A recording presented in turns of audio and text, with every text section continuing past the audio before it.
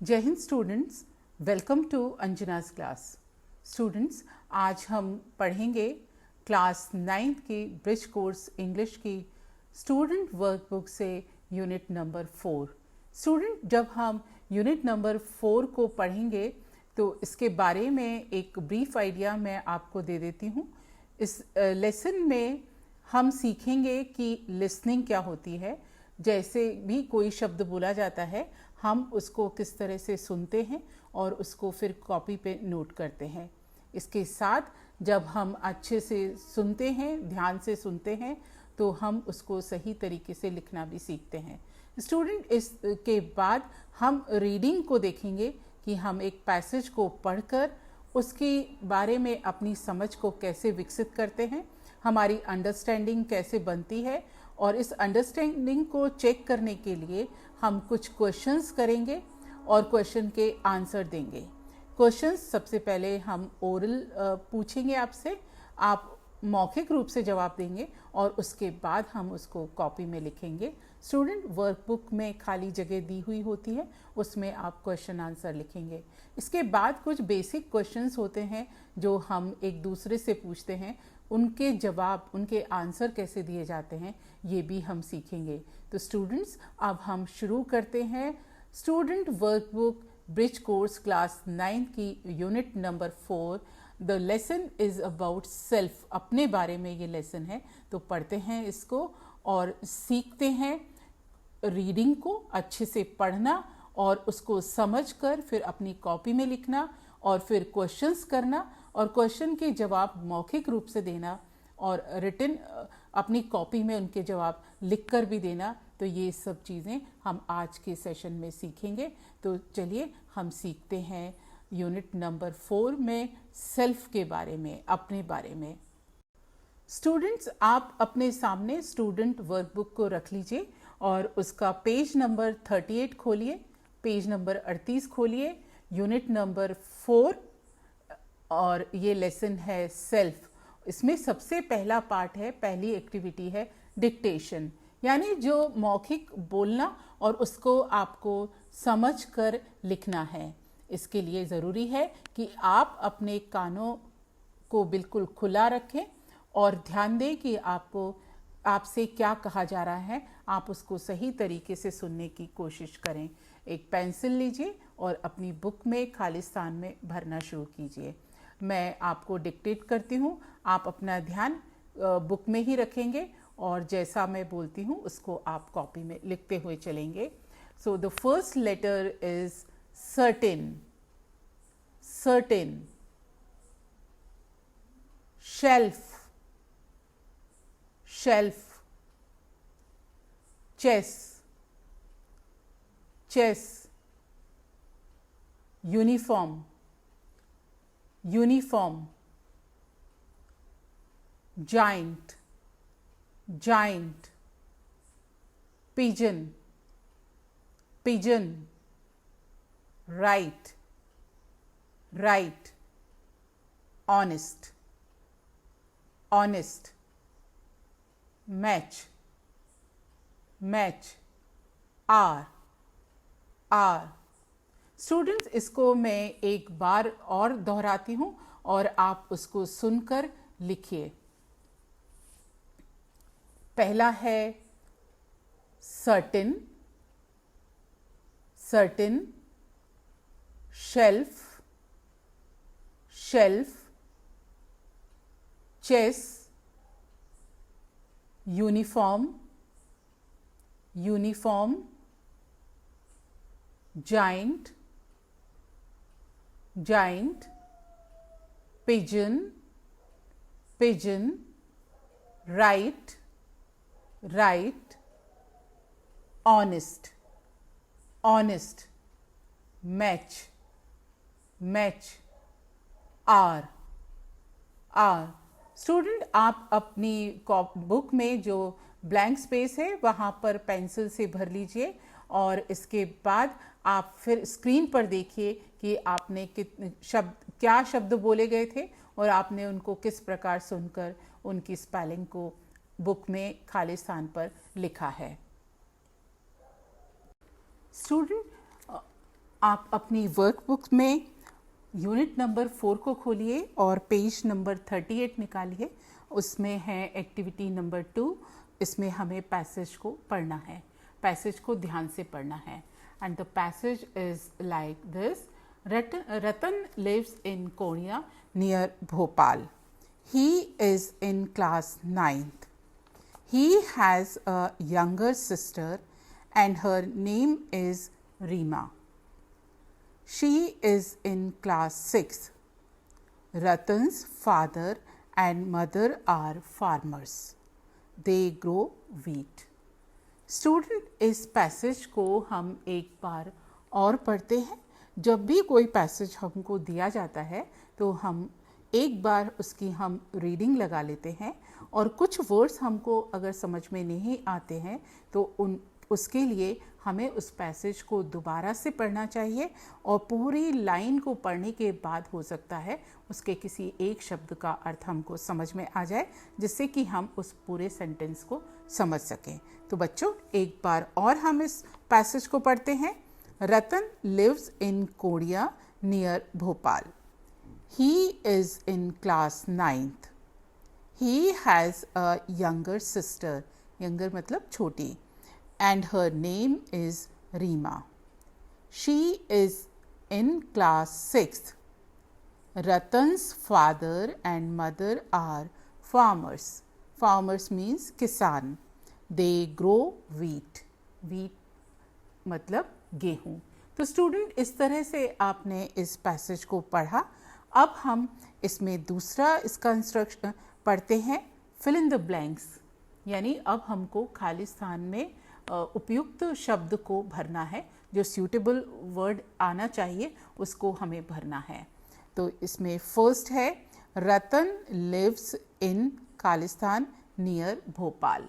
आपको ढूंढना है कि रतन भोपाल में कहाँ रहता है, भोपाल के पास में किस जगह में रहता है। आप फिर से एक बार सरसरी निगाह दौड़ाइए उस पैसेज में। और दूसरा जो क्वेश्चन है वो है रतन इज इन क्लास। रतन कौन सी क्लास में, ये भी हमको ढूंढना है। Ratan's younger sister is in. Students, आप पैसेज को गौर से पढ़ते जाएंगे, और जहां आपको लगता है कि आंसर मिल रहा है वहां पेंसिल से उसको अंडरलाइन कर लीजिए। रतन्स पेरेंट्स आर। रतन के माता पिता मीन्स रतन के फादर और मदर। फादर और मदर को हम कहते हैं parents. They grow blank space. अब हमको ये देखना है दे ग्रो व्हाट, वो क्या उगाते हैं। ही लव्स टू, ये आपको जवाब देना है कि उसको क्या पसंद है। तो स्टूडेंट, इस तरह से हमने देखा कि एक पैसेज को हमने पढ़ा और उसमें जो हमसे कुछ क्वेश्चंस पूछे गए हैं ब्लैंक स्पेस पे, उस पैसेज को बार बार पढ़ के हमें आइडिया हो गया कि उस ब्लैंक स्पेसेस पे यानी खाली स्थान पे हमें क्या लिखना है। तो हमें अब आंसर मिलता है, वो हम देखते हैं। स्टूडेंट्स, इसका आंसर देने से पहले एक बार और हम इस पैसेज को पढ़ लेते हैं। Passage is like that: Ratan lives in Korea near Bhopal. He is in class 9th. He has a younger sister and her name is Reema. She is in class 6th. Ratan's father and mother are farmers. They grow wheat. तो ये हमने passage को पढ़ा और उसमें जो blank spaces दिए गए थे, अब उसमें से हमने आंसर्स को निकाल लिया है। तो आंसर्स इस प्रकार से हैं: Ratan lives in Korea near Bhopal. Bhopal के पास में कोरिया जगह है, वहाँ पर रतन रहता है। Ratan is in class 9th. Ratan's younger sister is in class 6th. Ratan's parents are farmers. They grow wheat. He loves to play. अब उसको क्या पसंद है, तो ये हमें इस पैराग्राफ में ये पता चला है कि उसकी सिस्टर रीमा है। तो हम इसको इस प्रकार से लिख सकते हैं: he loves to play with Reema. उसको रीमा के साथ खेलना पसंद है। बहन भाई आपस में खेलते हैं, तो इसमें हमने लिखा he loves to play with Reema. तो स्टूडेंट, इस तरह से हमने एक्टिविटी 2 को किया और इसमें हमने पैराग्राफ को पढ़ना सीखा और पढ़ने के बाद उसकी एक बार हमने लाउड रीडिंग लगाई। उसमें से कुछ वर्ड्स के मीनिंग हमको पता नहीं थे, हमने फिर से रीडिंग लगाई और पूरे सेंटेंस का अर्थ निकालने के लिए जब हमको पूरे सेंटेंस का जब हम अर्थ निकालते हैं तो कई बार ऐसा होता है एक दो शब्दों के मीनिंग हमको पता नहीं होते हैं, लेकिन फिर भी हम इन्फ्लुएंस निकाल लेते हैं और इस तरह से हम पैसेज को पढ़कर और उस पर बेस्ड क्वेश्चन के आंसर देते हैं। स्टूडेंट, इसके बाद पेज नंबर 38 पर एक और एक्टिविटी है, एक्टिविटी नंबर 3। इसमें भी हमको फिल इन द ब्लैंक्स करना है, खाली स्थानों पे भरना है। स्टूडेंट, ये एक ऐसी एक्सरसाइज है जिसमें हम अपने बारे में जानकारी देंगे। स्टूडेंट, इसमें मेरे एक स्टूडेंट ने अपनी बारे में इंफॉर्मेशन दी है। आपको अब आप सबको अपने अपने बारे में इसमें जानकारी देना है। तो इसमें जो इंस्ट्रक्शन है वो ये है कि फिल इन द ब्लैंक्स, खाली स्थानों की पूर्ति करना है। नंबर 1, माई नेम इज़, मेरा नाम है, और इसके बाद ब्लैंक स्पेस है। तो स्टूडेंट, इसमें आपको अपना नाम लिखना है। आप और जब भी आप अपना नाम लिखते हैं, नाम क्योंकि प्रॉपर नाउन होता है तो उसका जो फर्स्ट लेटर होता है वो हमेशा कैपिटल होता है। तो आप जब भी अपना नाम लिखें कैपिटल लेटर से उसकी शुरुआत करें। नंबर 2, आई लिव इन, मैं रहता हूँ। इसमें हमें प्लेस का नाम देना है कि हम कहाँ रहते हैं। तो स्टूडेंट, जब भी हम जगह का नाम लिखें, प्लेस का नाम लिखें तो उसका भी फर्स्ट लेटर कैपिटल होना चाहिए। Number 3, I am in class, मैं क्लास में हूँ। कौन सी क्लास में हूँ ये आपको यहाँ पर फिल करना है। Number 4, the name of my school is, मेरे स्कूल का नाम है। आप जिस स्कूल में पढ़ते हैं उस स्कूल का आपको यहाँ पर नाम मेंशन करना है। नंबर 5, आई लव टू, मुझे क्या पसंद है ये आपको बताना है कि आपको क्या पसंद है। जैसे I love to play games, I love to sing, मुझे क्या पसंद है ये हमें लिखना है। तो आप इसमें अपने बारे में जानकारी लिखेंगे। जब आप इन सबको खाली स्थानों की पूर्ति कर लेंगे, भर लेंगे, तो उसके बाद आपको लगेगा कि आपने अपने बारे में एक पूरा पैराग्राफ लिख लिया है। तो स्टूडेंट, फिर से मैं एक बार इन सेंटेंसेस को दोहराती हूँ और आप फिर अपनी बुक में इनको भरिए। Number 1, my name is blank space, इसमें आपको अपना नाम भरना है। आई लिव इन, यहाँ पे आपको जहाँ पे आप रहते हैं उस प्लेस का नाम लिखना है। आई एम इन क्लास, इसमें क्लास मेंशन करनी है आपको। The name of my school, मेरे स्कूल का नाम इज़ है, इसमें आपको अपने स्कूल का नाम लिखना है। आई लव टू, मुझे क्या पसंद है, इसमें आपको अपनी पसंद के बारे में लिखना है। अपनी हॉबी के बारे में आप लिख सकते हैं कि आपको क्या पसंद है। तो स्टूडेंट, इस तरह से आप एक्टिविटी नंबर 3 को अपनी वर्कबुक में फिल करेंगे और उसके साथ एक और इसका एक्सटेंडेड टास्क ये है कि आप उसको फिर कॉपी में एक पैराग्राफ के रूप में भी लिखेंगे। तो ये आपके बारे में जानकारी होगी जो आप लिखेंगे। स्टूडेंट, इस तरह से हम इस एक्टिविटी नंबर 3 को कंप्लीट करते हैं।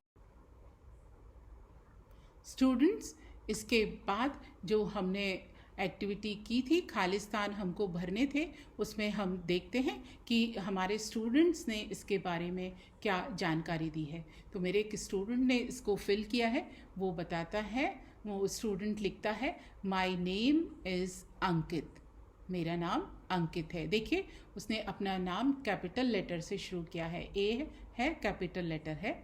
My name is Ankit, I live in Bhopal, वो फिर लिखता है आई लिव इन भोपाल। ये प्लेस का नाम है, सिटी का नाम है, तो यहाँ पे भी इसका फर्स्ट लेटर कैपिटल है। Number 3, I am in class 9th, मैं क्लास 9th में हूँ। Number 4, the name of my school is government higher secondary school Misraur Bhopal. ये स्कूल का नाम है, तो इसको कैपिटल लेटर में लिखा है और इसके बाद प्लेस है, उसको भी उसका फर्स्ट लेटर भी कैपिटल है। तो तो स्टूडेंट, इस तरह से जब हम अपने बारे में इंफॉर्मेशन दे रहे हैं तो हमें कुछ चीज़ें पता चल रही हैं कि जब भी हम नाम लिखते हैं तो उसका फर्स्ट लेटर कैपिटल होना चाहिए, प्लेस का नाम लिखते हैं तो उसका फर्स्ट लेटर कैपिटल होना चाहिए। और इसके बाद नंबर 5, आई लव टू, तो अंकित यहाँ पे बताता है I love to play chess, मुझे चेस खेलना पसंद है। तो स्टूडेंट, इस तरह से अंकित ने जानकारी दी। इसको एक बार और हम पढ़ लेते हैं। माई नेम इज़ अंकित, ये आप अपनी वर्कबुक में पेज नंबर 38 पर ये जानकारी आप भरेंगे। I live in Bhopal, I am in class 9th, the name of my school is GHSS Misrod Bhopal, I love to play chess. Student, इसको आप एक पैराग्राफ के रूप में भी लिखकर अपने बारे में लिख सकते हैं। आप इंग्लिश की कॉपी बनाएंगे और उसके फर्स्ट पेज पे सेल्फ इंट्रोडक्शन देंगे तो उसमें आप इस पैराग्राफ को लिख सकते हैं। और ये एक्सरसाइज होगी बहुत अच्छी।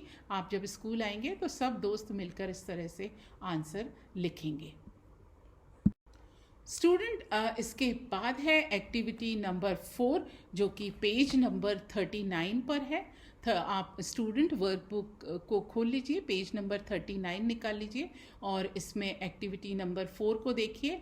ये एक्टिविटी है रीड द फॉलोइंग पोएम। आपको पोएम को पढ़ना है और इसको एक बार आप लाउड रीडिंग करेंगे। पहले मैं लाउड रीडिंग करती हूँ और उसके बाद आप इसे दोहराएंगे। School, here we come.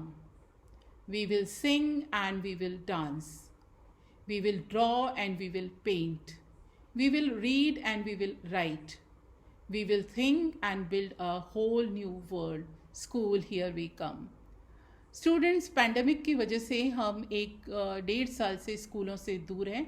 अब बच्चे सोच रहे हैं कि जब हम स्कूल आएंगे तो क्या करेंगे। एक बार और फिर से हम इसको पोएम को दोहराते हैं। आप मेरे साथ बोलिए। School, here we come, we will sing and we will dance, we will draw and we will paint, we will read and we will write, we will think and build a whole new world. Student, जब हम इस poem को पढ़ते हैं तो कुछ हमको नए वर्ड्स मिले। सिंग जैसे गाना, डांस यानी नाचना, ड्रॉ यानी लाइन खींचना, स्केच बनाना, एंड पेंट रंग भरना, पढ़ना, लिखना, तो ये सब सोचना, तो ये सब स्टूडेंट इस पोएम में बताया है कि school, here we come, we will sing and we will dance, we will draw and we will paint, we will read and we will write, we will think and build a whole new world. School, here we come. ऐसा समय आएगा। तो students, हम इसमें जो हमें instruction दिया गया है वो ये कहा गया है फिल इन द ब्लैंक्स। अब हमको खाली स्थान को भरना है। तो यहाँ पर जो first sentence is like this, we will sing and blank space in the school. तो स्टूडेंट, आप इसको पोएम को देखिए कि सिंग के बाद दूसरा वर्ड क्या आएगा। तब तक मैं दूसरा सेंटेंस बोलती हूँ। We will draw and blank space in the school. आप सोच के रखिए। Number 3, we will blank space and write in the school. Number 4, we will build a whole new blank space. Student, इस तरह से हमने ये ब्लैंक स्पेसेस को देखा और आपने अपनी पोएम में मार्क भी कर लिया होगा। अब हम इसके भरते हैं और आप उनको चेक कर लीजिए। तो ये फर्स्ट सेंटेंस है, we will sing and dance, DANCE, dance in the school. Number 2, we will draw and paint, we will draw and paint. Number 3, we will read and write. We will read and write. Number 4, we will build a whole new world. Student, इस तरह से हमने एक poem को recite करना सीखा और उसमें जो खालिस्तान थे, ब्लैंक स्पेसेस थे, उसको हमने भरा। स्टूडेंट, पेज नंबर 39 पर एक और एक्टिविटी दी गई है, एक्टिविटी नंबर 5। इसमें आपके स्टूडेंट वर्कबुक में और इस एक्टिविटी में इंस्ट्रक्शन दिया गया है, fill in the missing letters in the words given below. जो वर्ड्स दिए उसके कुछ लेटर्स मिसिंग हैं, लिखने भूल गए हम। Then write Hindi words for each of them. पहले आप मिसिंग लेटर्स को भरेंगे और उनका हिंदी मीनिंग भी आप लिखेंगे। और इसमें कुछ मिसिंग लेटर्स हैं। नंबर 1 WR खालिस्तान TE, दूसरा है R और डैश डैश D। जब 2 स्पेस दिए गए इसका मतलब ये है कि वहाँ पर 2 लेटर मिसिंग है। Number 3 S Khalistan NG। Number 4 D space NCE। ये इसमें सब में एक एक स्पेस दिया है, यानी एक एक लेटर मिसिंग है। नंबर 5 DR खालिस्तान W, इसमें भी एक लेटर मिसिंग है। Number 6 P blank space then NT, यानी यहाँ पर 2 लेटर मिसिंग हैं। हमको अपनी अंडरस्टैंडिंग से और हमारी जो वोकैबलरी है उससे हमको इन लेटर्स को ढूंढ कर भरना है। देखिए मैंने इसको कैसे किया। फर्स्ट है राइट, WRITE, राइट, ठीक है।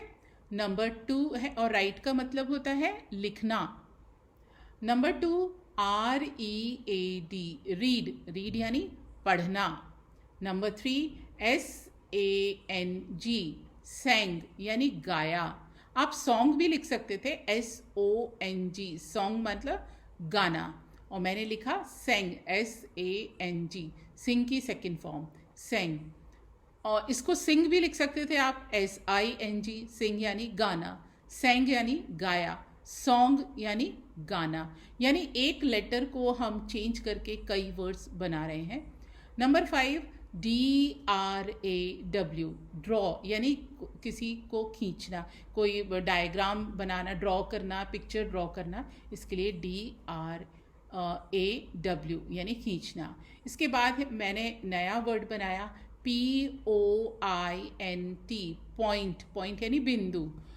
आप इसको PAINT, पेंट यानी पेंट करना भी आप इसको लिख सकते थे। तो स्टूडेंट्स, इस तरह से हमने जो मिसिंग लेटर्स थे उनको हमने भरा और उसके बाद हमने इनसे नए वर्ड बनाए और उसके हिंदी मीनिंग भी हमने निकाले। इसलिए इससे हमको किसी भी वर्ड को समझने में आसानी हुई और उसको अपनी मातृभाषा में समझने में और भी ज़्यादा आसानी हुई। स्टूडेंट, पेज नंबर 39 पर एक और एक्टिविटी है, एक्टिविटी नंबर 6।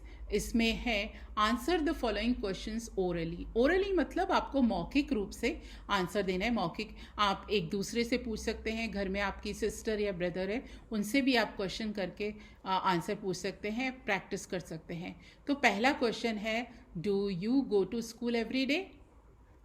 ये हेल्पिंग वर्ब से क्वेश्चन है, आपको हाँ या ना में उत्तर देना है कि आप स्कूल जाते हैं या नहीं जाते हैं। Why not? तो मैंने आंसर दिया yes I go to school every day, मैं हर दिन स्कूल जाती हूँ, क्योंकि मैं टीचर हूँ इसलिए मैं जाती हूँ, और इसलिए मैंने आंसर लिखा yes I go to school every day. आप भी कह सकते हैं yes I go to school every day. Why वाई, क्यों? Because I like studying and playing, मैं स्कूल में पढ़ती भी हूँ और खेलती भी हूँ। Number 2, what do you like most about your school? आपको अपने स्कूल के बारे में क्या पसंद है? Answer is I like smart classrooms, playground and my friends.